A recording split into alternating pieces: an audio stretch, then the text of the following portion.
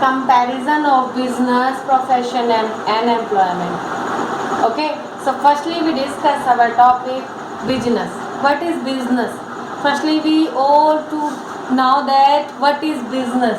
It refers to those economic activity which are connected with the product and on purchase, sale, goods, services with the main object of earning. Means ये वहाँ refer करता है, उस economics activities के को refer करता है जो क्या करता है, प्रोडक्ट को परचेज करता है, सेल करता है, उसे प्रोड्यूस करता है. ये मीन्स बिजनेस होता है गुड्स एंड सर्विसेज, चाहे वो कोई सामान हो या कोई सेवा हो. और इसका मेन ऑब्जेक्ट क्या होता है, इसका मेन ऑब्जेक्ट होता है प्रॉफिट अर्न करना.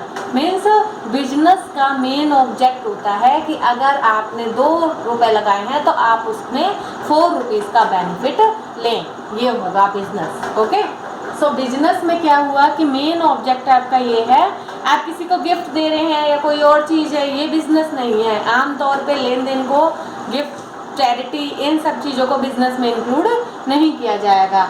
बिजनेस मीन्स आप सेल, परचेज या कोई सर्विस प्रोवाइड कर रहे हैं, अगर उसके बदले में आप मनी लेते हैं तो किस उद्देश्य लेंगे, प्रॉफिट अर्निंग के. सेकेंड पॉइंट है profession. Profession include those activity which are required special knowledge and skill to be applied by the individual in their occupation.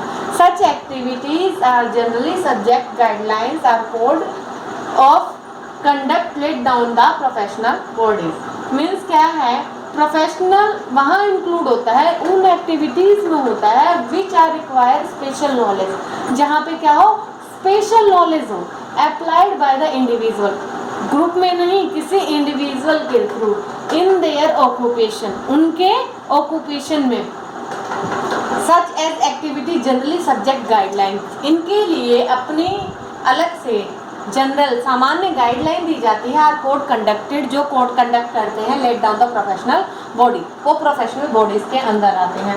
For example हम बात करेंगे, अगर हम बात करें एम्प्लॉयमेंट इसकी, सॉरी प्रोफेशन की, प्रोफेशन में profession doctor, engineer and advocate, इन सब के लिए वो क्या 3-4 ईयर का या मैनेजमेंट का कोर्स कर लीजिए, इन सब के लिए वो स्पेशल नॉलेज लेते हैं, अपना स्किल डेवलप करते हैं, वो उस चीज़ से रिलेटेड डीपली नॉलेज लेते हैं. जब उस चीज़ से रिलेटेड उन्हें डीपली नॉलेज हो जाती है तब वो उस प्रोफेशन में आते हैं. और इसमें कोई ग्रुप की नीड नहीं होती है, सिंगल पर्सन ये वर्क करता है, इंडिविजुअल. डॉक्टर होगा तो डॉक्टर अपना ग्रुप लेके वर्क नहीं कर रहा है, अगर कोई फिजिशियन है तो वो सिंगल वर्क करेगा, किसी ग्रुप में नहीं करेगा. सर्जन है तो वो सर्जन का वर्क करेगा. इसी तरीके से इंजीनियर, एडवोकेट मीन्स इनका इंडिविजुअल रोल होता है स्पेशल नॉलेज के बाद. So clear this. After that employment.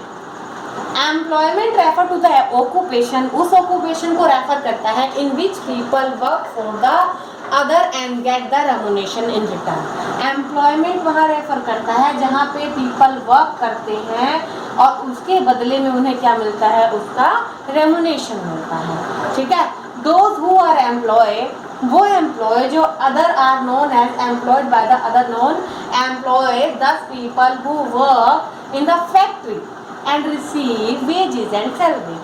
Means वो पर्सन जो एक किसी कंपनी में, किसी फैक्ट्री में वर्क कर रहा है, चाहे वो मशीन चलाने वाला वर्कर है या कोई अकाउंटेंट है या फिर कोई अदर वर्क कर रहा है या इंजीनियर ही क्यों ना है, बट वो क्या कर रहा है, वो उसमें वर्क कर रहा है, अपना वर्क करता है और उसके बदले में वो अपनी सैलरी लेता है. जो डेली वेजेस पे होंगे वो डेली वेजेस के वो वेजेस लेते हैं, जो मेंटली वर्क करते हैं वो सैलरी रेमुनेशंस लेते हैं.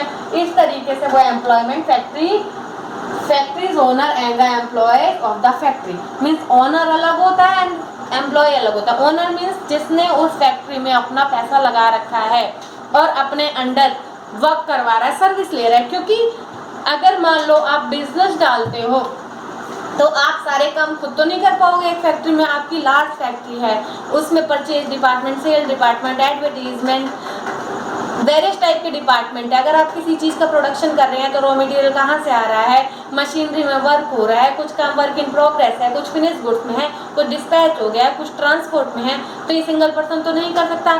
आप वेरियस टाइप के एम्प्लॉयमेंट रखेंगे, एम्प्लॉयज़ रखेंगे, उनके ऊपर सुपरवाइज़र, मैनेजर रखेंगे एंड वो वर्क करता जाएगा। इसी तरीके से एम्प्लॉयमेंट के अंदर क्या होता है, आप अपना एक एम्प्लॉय क्या चाहता है, एक एम्प्लॉय चाहता है कि उसको अच्छी इंसेंटिव मिले, अच्छा वर्क मिले, प्लेस प्रॉपर प्लेस मिले वर्क करने के लिए, और उससे हाई लेवल पे सैलरी एंड टाइम पे बोनस वगैरह प्रोवाइड हो। अगर उसको इस तरीके से मोटिवेशन कर दिया जाता है तो वो काफ़ी अच्छे रोल पे अपना वर्क करता है। Thank you so much.